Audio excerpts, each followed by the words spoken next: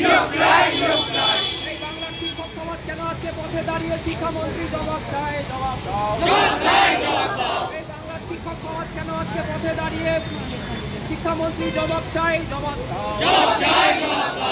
আমরা এখানে আজকে পশ্চিমবঙ্গ বিকাশ ভবনের সামনে আমরা দাঁড়িয়ে আছি। আমরা 2022 রিক্রুটমেন্ট প্রসেসে প্রাইমারি রিক্রুটমেন্ট প্রসেস 9,533-এর প্যানেল 2022 রিক্রুটমেন্ট প্রসেস। আমরা এখানে 14 ক্যান্ডিডেট আছি, 17 সালের ক্যান্ডিডেট আছি। আমরা টেট পাস ক্যান্ডিডেট।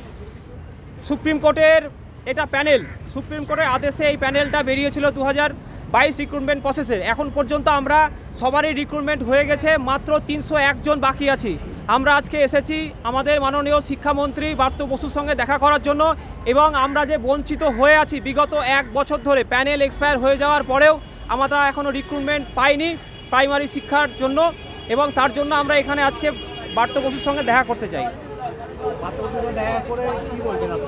আমরা বলতে চাই যে 2000 সুপ্রিম কোর্টের নির্দেশে যে প্যানেল বেরিয়েছিল 2022 রিক্রুটমেন্ট প্রাইমারি রিক্রুটমেন্ট প্রসেস, সেই 9,533-এর মধ্যে আমরা মাত্র 301 জন পড়ে আছি। আমাদের প্যানেল এক্সপায়ার হয়ে গেছে, তা সত্ত্বেও আমরা বারবার পর্ষদে আসি, এপিসি ভবনে, আমাদের কোনো সুরাহা হয় না। আজকে আমরা আমাদের দাবি দেওয়া মাননীয় শিক্ষামন্ত্রীকে জানাতে এসেছি। যদি দাবি দেওয়া জানার পর যদি কিছু না হয় তাহলে পরবর্তীতে কি করবে? পরবর্তীকালে আমরা এখানে অনশনে বসবো বিকাশ ভবনের সামনে, অনশনে।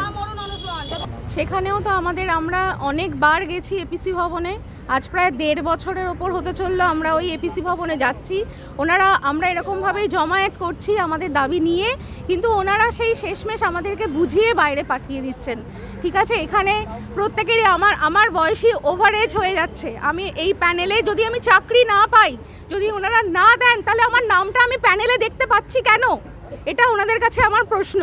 ঠিক আছে, এবং আমরা প্রত্যেকবার ওখানে যাই, আমাদেরকে বুঝিয়ে চাই। আজকে বিকাশ ভবনে এসেছি, মাননীয় শিক্ষামন্ত্রীর সাথে আমরা সরাসরি একটু দেখা করতে চাই, ওনাকে আমাদের সমস্যার কথা বলতে চাই। আমরা ওই 9,533 প্যানেলের মধ্যে 301 জনকে ওনারা জাস্ট ফেলে রেখেছেন আমাদেরকে, কিন্তু ওনারা চাইলে কিন্তু আমাদেরকে চাকরিটা দিয়ে দিতে পারেন, কিন্তু দিচ্ছেন না। দিনের পর দিন যাচ্ছে, আমরা বারবার এরকমভাবে অ্যাপ্লিকেশন লিখছি, ওনাদেরকে জমা দিচ্ছি, বোঝাচ্ছি যে স্যার আমাদের চাকরিটা কতটা প্রয়োজন। এখানে তো আমরা বুঝতে পারছি যে ওখানে আমরা চাকরিটা পাওয়ার যোগ্য, প্রত্যেকের নাম ওখানে রয়েছে 301 জনের। তাহলে এখানে যদি চাকরি নাই দিতে পারেন, তাহলে আমাদের নামটা আমরা কেন প্যানেলে দেখতে পাচ্ছি? আজকে শিক্ষামন্ত্রীর কাছে কি বলবেন? আমরা এই কথাগুলোই তুলে ধরবো। 9,533 প্যানেলের মধ্যে যাদের চাকরি হয়ে গেছে আর বাকি আমরা যারা 301 জন পড়ে আছি, তাদেরকে অবিলম্বে নিয়োগ চাই। ব্যাস। আমার 2017 টেট পাস আমি।